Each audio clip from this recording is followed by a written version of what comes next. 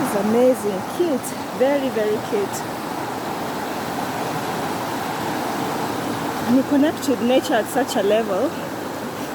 I understand how worship is inspired, and you experience divinity. And many songs are born from such an experience, and your life is transformed. You connect to the higher being, a higher power more than you. It makes you humble. It is beauty that I am not so sure how to describe. There, can you see it? There is the waterfall. So you begin to ask thoughts such as, where is it starting from? How did it figure out its way? You realize there's a higher power beyond your human capacity.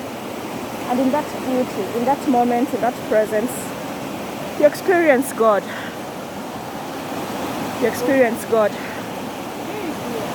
Yeah. And we've forgotten that we had not had lunch, but everyone is so joyful.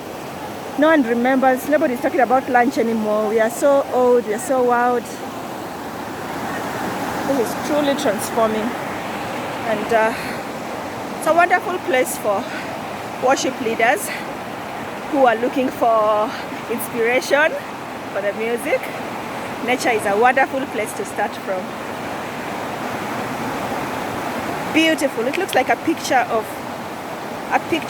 that is framed. It's so beautiful. So beautiful.